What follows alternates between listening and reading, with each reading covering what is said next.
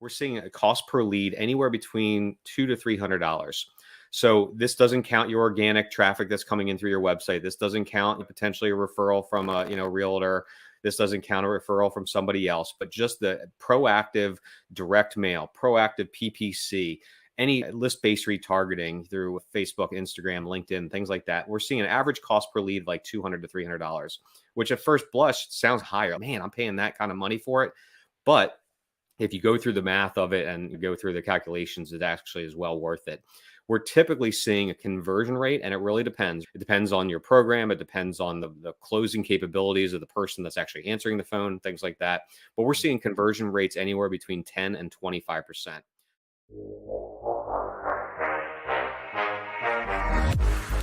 You're listening to Slick Talk, the hospitality podcast, a podcast for those who are in and around the hospitality industry who love, live, and breathe what they do. You can join us for candid and unscripted conversations with hospitality experts and founders as we go deeper into their personal stories while they're sharing their triumphs and trials that got them to where they are today. I'm your host, Will Slickers, and you're listening to an episode of Slick Talk, the hospitality podcast. Now, let's begin.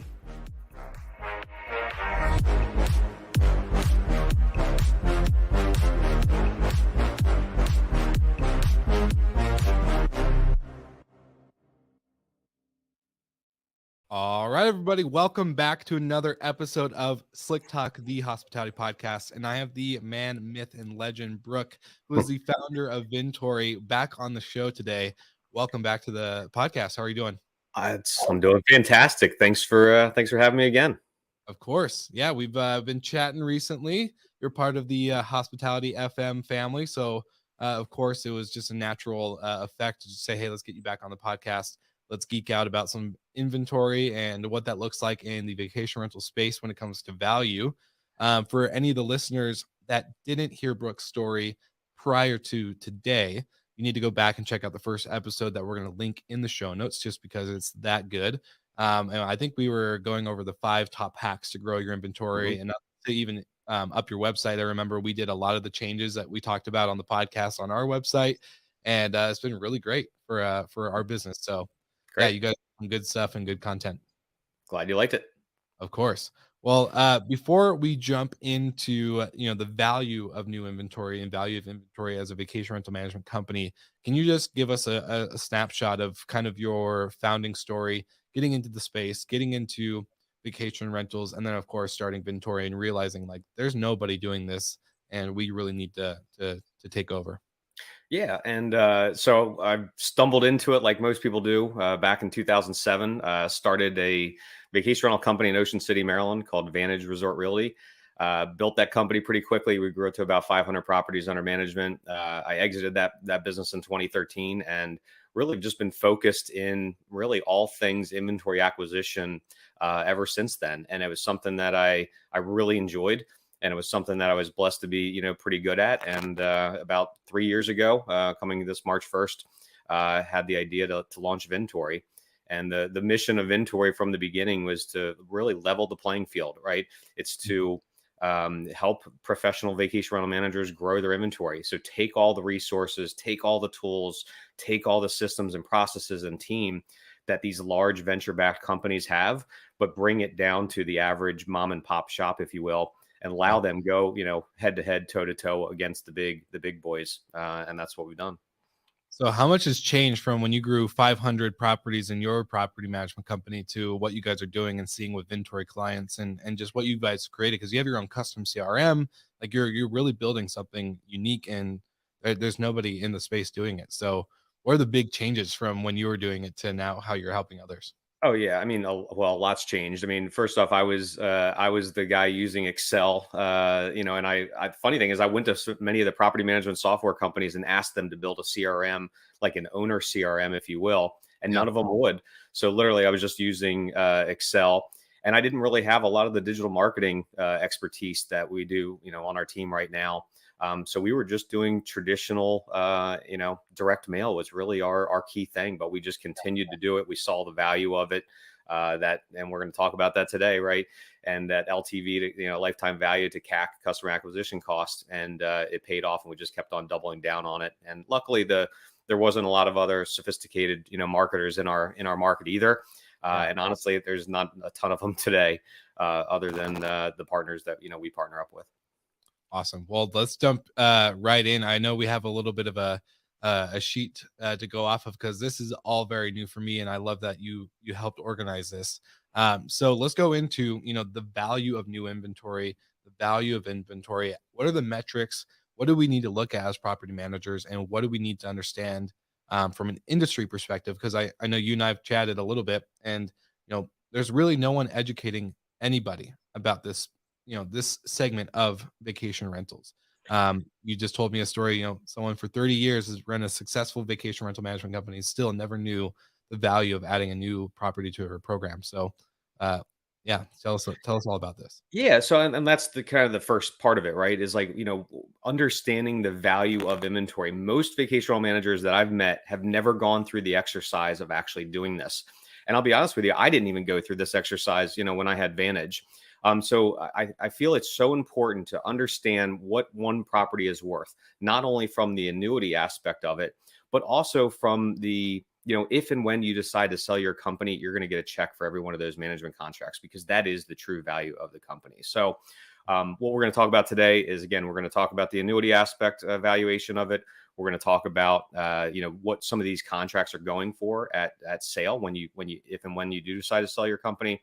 And we'll talk about some of the key metrics based, around that. So first up, so I've asked this question, probably close to 200 times. And what I do is I ask the average vacation rental manager what falls to the bottom line as a percentage of their gross booking revenue. So this would be like the owner rent, right? This is your gross booking revenue before taxes and fees. And typically, if after asking this, like I said, close to 200 times, the average always comes out to about 10% of gross booking revenue. So if you have a property that's doing $36,000 in gross booking revenue, multiply that times 10%, you're going to get $3,600 in margins or net profit, right? And here's the irony, Will. It doesn't matter if you're a property manager in Vail charging 50%, or you're a company like I was in Ocean City charging 13 to 16% in commissions. The net always comes out to be about 10%. Now, you do have some outliers. This last couple of years have been really strong years for people. So we've seen that inch up a little bit, closer to 11, 12, 13%. But typically we see about 10% across the board. But here's the thing. You don't keep a property in your rental program for 1 year, hopefully, right? Hopefully you keep in your rental program for many, many years. And, people, have a hard time well, I don't know. I've got some properties that have been in my rental program since I started, 20 years ago. And I have some properties that literally churn or leave your rental program the second year. Yeah. But the best way to understand what is that lifetime in years is to take an average. So look at the last maybe 2 to 3 years and say, what percentage of my inventory do I lose in a given year? And what we found across the board is the average is about 10%, right? 10% of the inventory ends up leaving. Now, this, last year with the hot real estate market, that number got a little bit inflated. But if you take an average over 2 to 3 years, you're looking about 10%. So to understand what your lifetime is, you just take 1 divided by your churn rate, which in this case, their average is 10%, and that gives you a 10-year lifetime. So you have this property that's making you, let's say, $3,600, a property doing $36,000 in gross booking revenue. You make $3,600 in year 1. You keep that property in your rental program for 10 years. The lifetime value is $36,000 in profits. So here's the thing, though, right? Quick little, obviously, you probably recognize some of those numbers. If you fall in line with the industry averages of 10% gross margins, net margins, and 10% churn, your gross booking revenue becomes your lifetime value, right? So if you have a property that's you just sign up, let's say you sign up this killer new property, it's doing $50,000 in gross booking revenue. Well, immediately, if you fall within the industry averages, your lifetime value in profits is going to be $50,000. You sign up another property that's doing $100,000, you know that the lifetime value in that property is $100,000 in net profits. That's amazing if you think about that. One property is worth, potentially $100,000. So how big of an impact is that, because we're seeing companies get acquired or go public for insane valuation numbers. Granted, they also have a great inventory scale amount. So, but $100,000, so like a small management company, let's say, has 55 homes, and their, let's say their average is, 70 to $80,000 of lifetime value. And how does that impact their what do you call it, acquisition? Like if they're getting purchased, so if they're selling the business, what does that equal to? And does it just equal that, $100,000, that $78,000 that they're Yeah, worth? so if you're talking about the value of a property at exit, right? Yeah. It's going to be typically there's multiple formulas you can do, but typically the average way the most companies are acquiring other management companies, it's a multiple on earnings. And just Okay. to be clear, Jacoby Olin at C2G Advisors is who we recommend for all M&A transactions. He does a fantastic job, and he obviously knows this much better than us. He could give an entire course on this. But typically, at a very high level, we typically see anywhere between 3 to 5.5 times your EBITDA, right? Your profits is Yeah. what ends up becoming the multiple there. So if you have that same example we took from before, a $36,000 gross booking revenue property, and you have $3,600 in EBITDA or net profits, you multiply that times, let's just call it four. It's kind of like an average.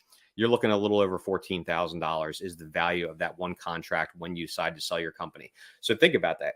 You're Yeah. making this annuity over the life of the property, and then boom, when you're ready to sell, you go ahead and sell. You're getting a $14,000 check for every one of those properties. So you go sign up, Will, 10 properties this year that are all doing those numbers. You're going to get an extra $144,000 when you go to exit. If you go, generate 20 properties this year, you're going to get an extra $288,000 when you go to sell your company. Let's just say you want to reverse engineer this. Let's say, you know what? I want to have $1 million. I want to get an extra $1 million at retirement because I want to buy this big boat or I want to buy this big house, right? Just reverse engineer it, right?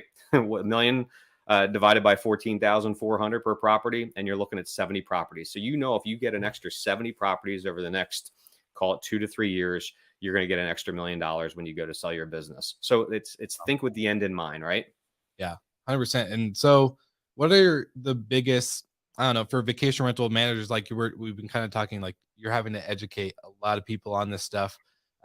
What is the biggest piece that they're missing when they're signing up properties? Are they undervaluating the property when they sign them? Are they, I don't know, what's the biggest, I guess, mistake when it comes to property managers getting their inventory and then realizing, when it comes to exit or be acquired, that, they maybe potentially left money on the table, or I don't know. Well, I'm just I think it's just they don't know that how valuable this inventory is, right? So they don't have a system in place to add properties to the rental program. They're not, they don't have a proactive campaign to go out there and acquire new properties. They don't have they're not doing some of the basics. Like they're optimizing for guest reservations, they're optimizing their website for bookings. But on the owner acquisition, a lot of times you can't even find a good property management page on their website. It's buried under the menu structure, right? And this is what one of our strategies we talked about last time. It's like have a really good landing page to acquire these leads and then have a good system to follow up on it, right?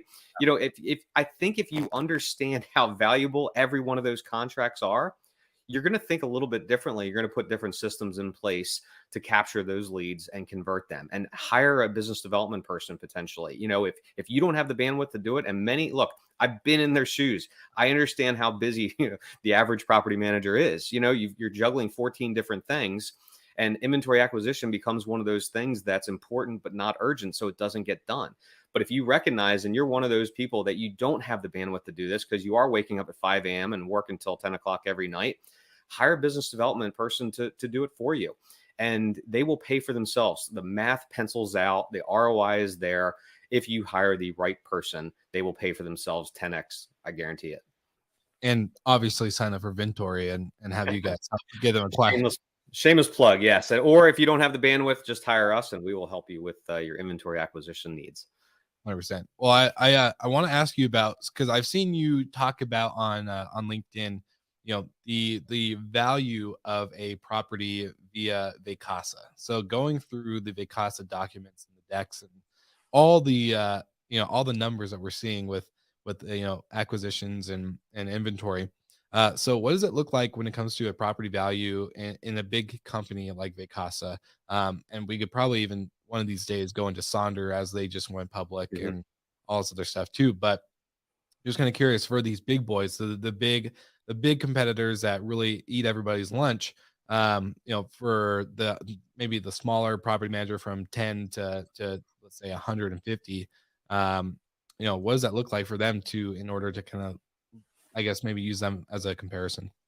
Yeah, and so first off, I love the fact that Vacasa is public now because they have to disclose information, so it definitely makes it a lot easier. But before we get into Vacasa, just in general, the value of a contract at exit, we talked about kind of these multiples. But what I seen from, we had an M&A division, mergers and acquisitions division, so we saw a lot of deals. But I've seen them anywhere from as low as $7,000 a contract to as high as $50,000 per contract. But the range is typically high teens, maybe call it $20,000 to $30,000. So I want everyone to think, as soon as you sign up a new property, you just think of it as like, boom, I'm getting another, 20 to 30K when I go to sell this business. I mean, there's an extra check, So again, see the value of that. But what we saw from Vacasa acquiring a couple of these companies, when Vacasa purchased Wyndham, they paid $18,000 per contract. Wow. Well, when in the investor deck that was published this past July from Vacasa, which is a great read if anyone has a chance, and I'm sure you can post it in the notes here. Will, it's just, you get some really good information, especially if you read some of the fine print. But their corporate development, so that means their M&A, they are averaging a $21,000 per contract is what it's costing them. So Vacasa, I think from the beginning, if I'm not mistaken, they're averaging 21K per contract. But here's the interesting fact. They also published on that investor deck. They're still getting a 25% IRR post acquisition, even after paying $21,000 per contract. So they're still super profitable, even paying that kind of money for it. And then, I mean, the bellwether was when Vacasa purchased Turnkey. They paid $103,000 per contract. Absolutely unbelievable. So again, there's value in contracts. There's value in contracts. There's value in contracts. So why were they paying so much in the Turnkey, contracts when theirs are, only what 20? What you said, 21,000. So why is Turnkey so high? I don't know. There's obviously lots of theories and things like that, and I don't know what was in, I wasn't in the board deck when they were, or in the boardroom when they made that decision. Obviously, Turnkey, supposedly has a lot of technology, so that gave them a little bit of a bump. So maybe, you can kind of factor that out of it, because again, Vacasa, when they went public, they were trying to position themselves as a technology company so they can get a higher multiple than a traditional, property management type company. So, and I'm sure there was some other synergies that they had on there, but it was a pretty significant number, that's for sure. And I'm sure they got a nice boost once they went public.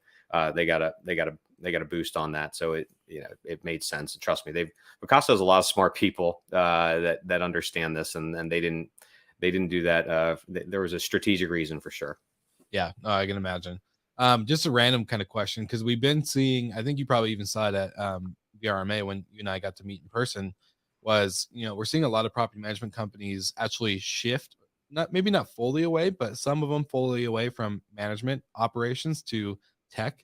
What's your overall thoughts on that? Is it just a valuation play, or is it finally, just maybe from what you're hearing from property managers that are in Vintory, is that the technology is so scattered throughout the industry, having 20 different tabs on your web browser to log into and connect to, and granted, yeah, they talk to each other and connect to the property management software and all this other stuff, but still have to log in individually for all these accounts. Is it because that's finally a problem that people are just trying to solve, or do you think it's really a big valuation play? Well, there was a editorial written by Mark Andreessen over, I think, a little over a decade ago. And if you don't know who Mark Andreessen is, he runs the largest VC firm out in Silicon Valley, Andreessen Horowitz. He also was a founder of Netscape. Okay. And he wrote this article that said software is eating the world. And again, this was 10 years ago.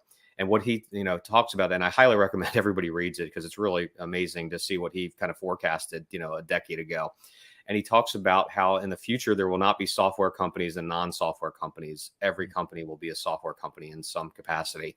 I mean, look at even like Tesla is a perfect example, right? I mean, Tesla really is a software company, it just happens to be in the form of a car.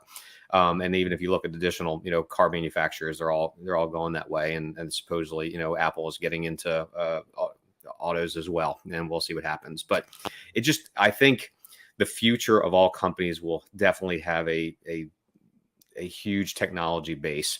And I love technology personally. We started really as a marketing agency, but shifted into technology, and that was part of our play all along, because it's infinitely scalable, right? Yeah. It's bits versus atoms, right? It's more code. You really don't, to scale a business, you can do it much more efficiently in a software manner than you can, and actually having people and hard assets and things like that. So I think eventually every company will end up evolving to that. I mean, just look at the number of, I would say, just in your business right now, Will, count the number of software tools that you're using. And it's pretty amazing. And I know I was just going through an expense review we do every quarter, and I was just like, it blew my mind how many different subscription software companies that we had, even on Right. our platform. Yeah, no, I'm doing the same thing, and I was just even looking at Spotify. Everyone, when they hear the word Spotify, they think either of Joe Rogan or Call Me Daddy or whatever these big podcasts are. But then, if you actually look, they own three other software platform companies, one called Megaphone and one called Anchor, uh, addressing two different markets on the audio spectrum: Mhm. listeners or creators, and then advertisers.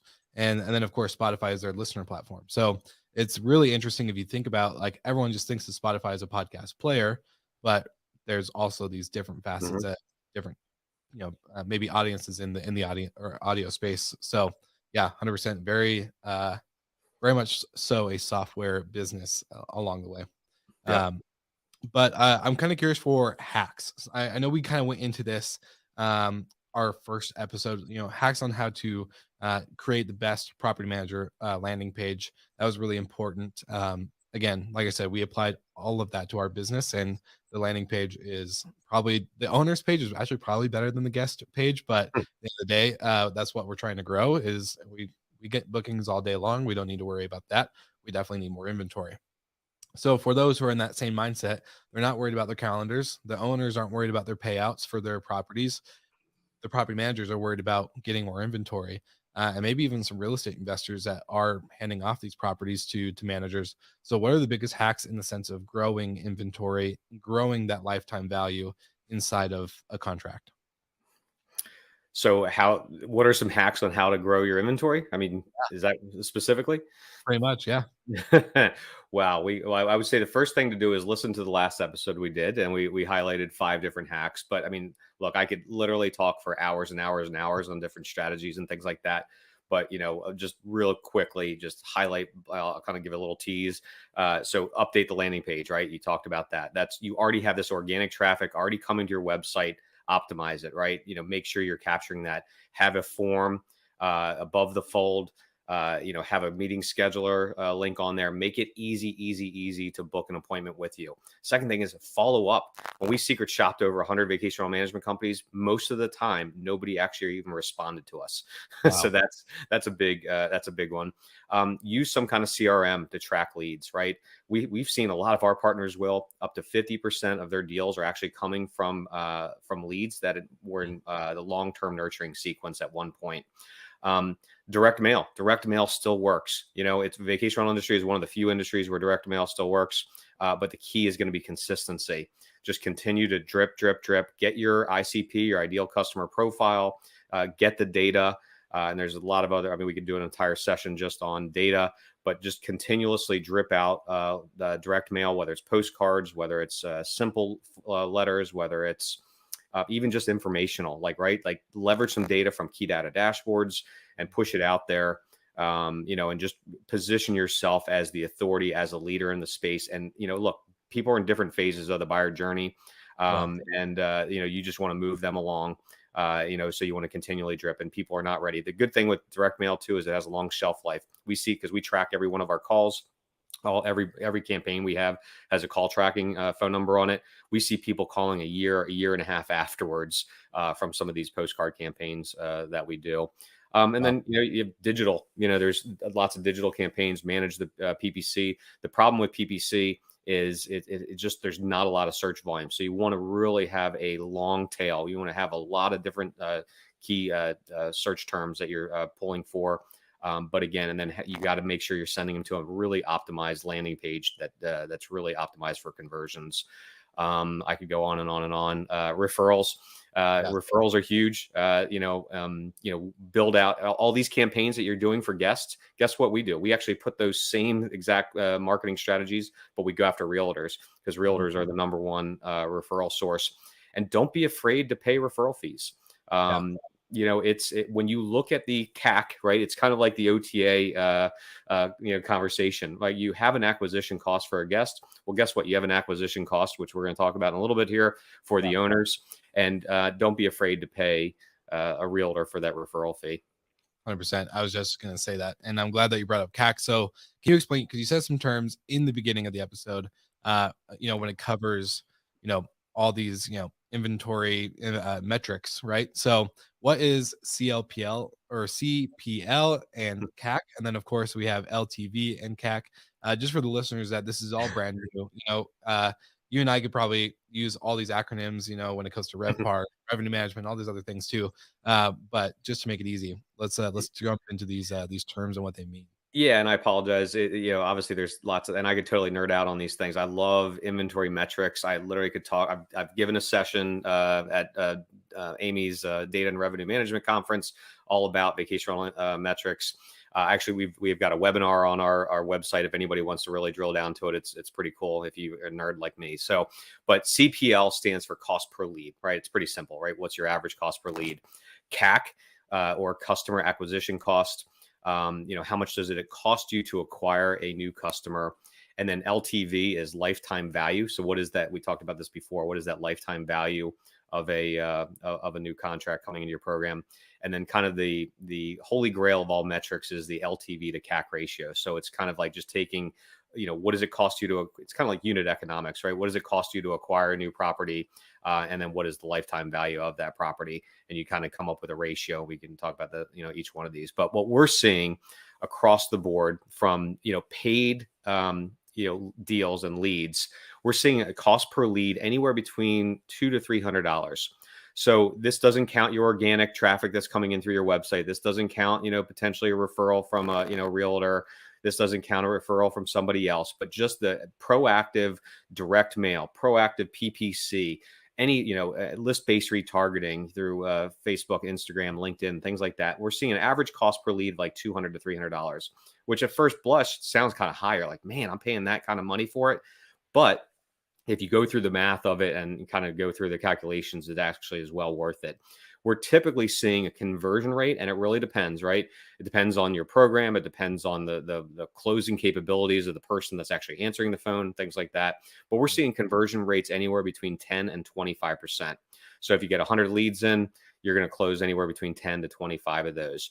So that puts a CAC, a customer acquisition cost, if you kind of follow the math on that, of anywhere between $1,000 and $3,000 per new property. Now, it depends on the market you're in. It depends on, if you're only going after $100,000 plus properties, it's going to be on the higher end. If you're taking, properties that are doing in the 30,000s, it's going to be a little bit lower typically. And it also depends on your brand. Obviously we see some of our partners where they're a brand new brand. It takes a little bit of time to get going. Nobody wants to be the guinea pig, right? Nobody wants to be the first management, property in your management program, right? So it's sometimes we see a little bit, higher conversions and things like that on more established brands out there.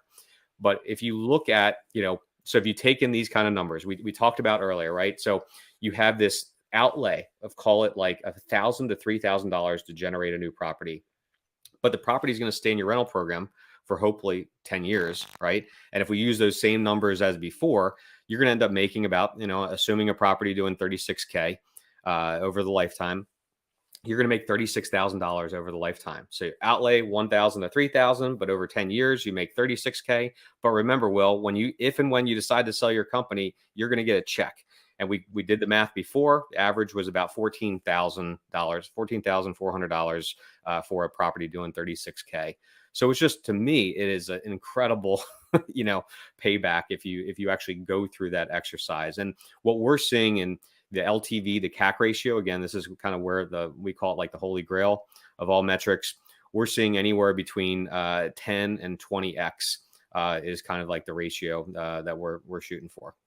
Wow. I was going to say, I'm glad that you brought up brand, because that was actually kind of a question in the back of my mind.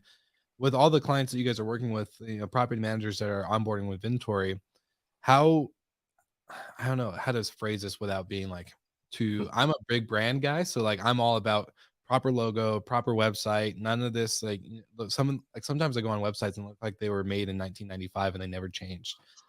So how important does that add to not only just your property contract inventory value that you can use to, up when you go through an exit, but how big does brand have on the impact of a sale of a business in the space? Well, it first off, just on the acquisition of new inventory from a homeowner, right? I mean, you think about it, a website is the new storefront, right? That is your brand. That is a reflection of you. If you go to a website and you're thinking about putting your property in their rental program, and it looks like it was built in the 90s, you know what I mean? It looks like, the pictures are outdated. That's a reflection of the brand. I mean, I would be turned off immediately, and I would not sign up my property into that rental program if I see it. So the first thing to do is update that website. Again, this is a reflection of who you are. It kind of goes without saying. And then you want to just, obviously, it's two parts to it, right? It's the reflection of that brand, but it's also what are the parts within your brand? What are the parts within your rental program that make up who you are, right? Like we talk, this is one of the coaching sessions we do whenever we onboard a new partner. It's we go through that. We want to reduce friction, Yeah. in the buying process. Like, what can you do to make it as easy as possible? So it's not only just about great marketing, right? You got to have the the program to back it up, right? Yeah. How can you? I mean, I see a lot of property management companies. They make it more difficult and more challenging to sign up into a program. So again, you want to reduce that friction. You want to make it easy. And for example, a couple things like long term. What are the things you can do that kind of eliminate that friction in the buying process? So like eliminate startup fees.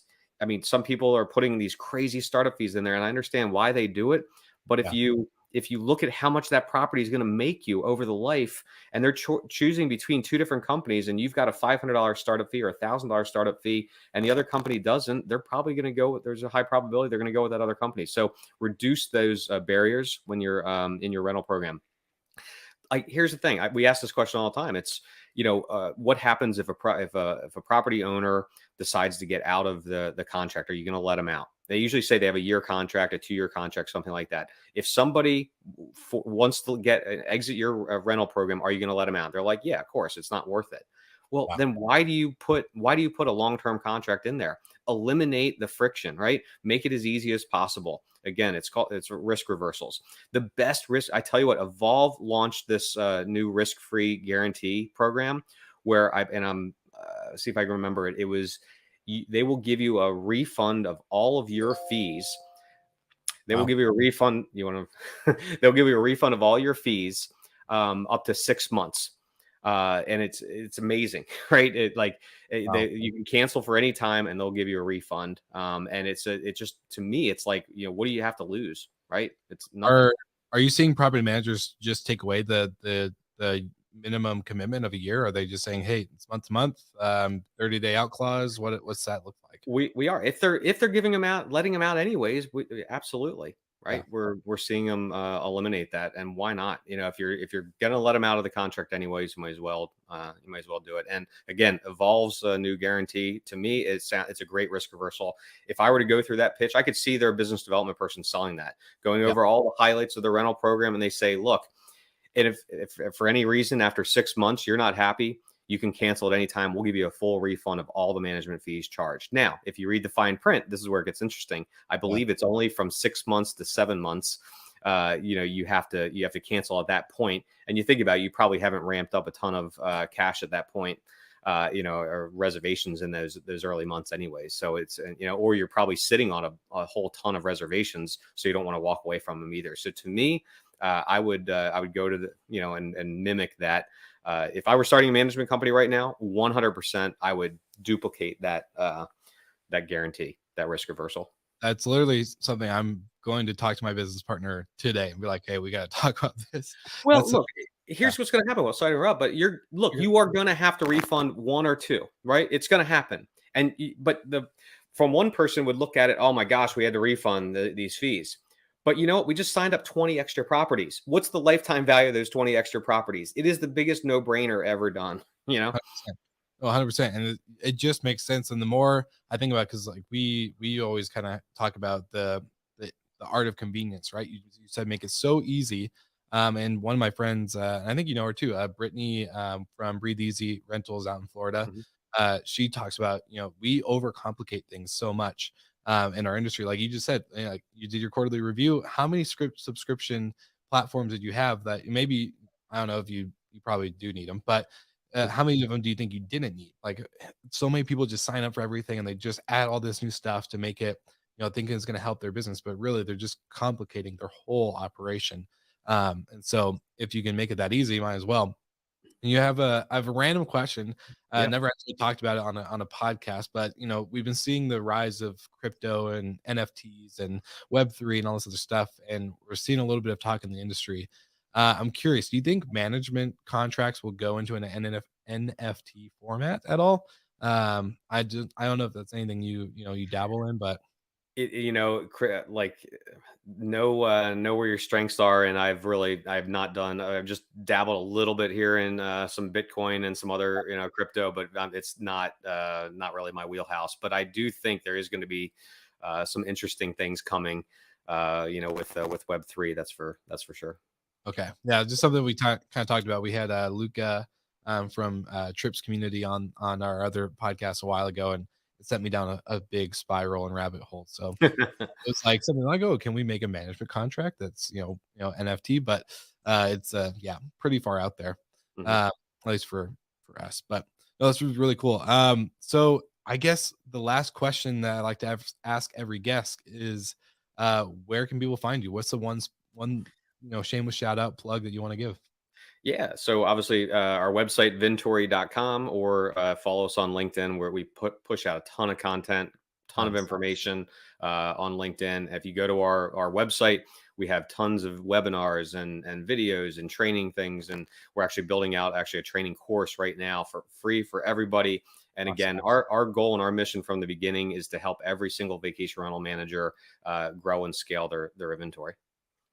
I love it. I love it. That's so good. And I think we were talking about the topic of today's episode, and I was like, oh, I think didn't we talk about this on the first episode? But no, you guys are pushing out so much content on LinkedIn that I'm absorbing and watching that I thought we did, but we didn't. And so it was great to be like, oh yeah, that's why. That's a good problem to have. The amount of content's so invaluable in this day and age, and especially in our industry. There's no one really talking about inventory and the value of a contract the way you guys are and putting it out. So just want to say thank you so much for one, doing a deep dive on the podcast, but then two, just continue to push out that value throughout the industry as you guys do. It's been incredible Yeah, to watch. my pleasure, and thanks for having me on the show. Will, let's do it again. Amen. Let's do it. All right, you heard it first here, Slick Talkers. Go ahead, check out everything in the show notes so that way you can like and subscribe everything Vintory. And of course, listen to the first episode that we did not too long ago in 2021. And we'll see you guys all again next week.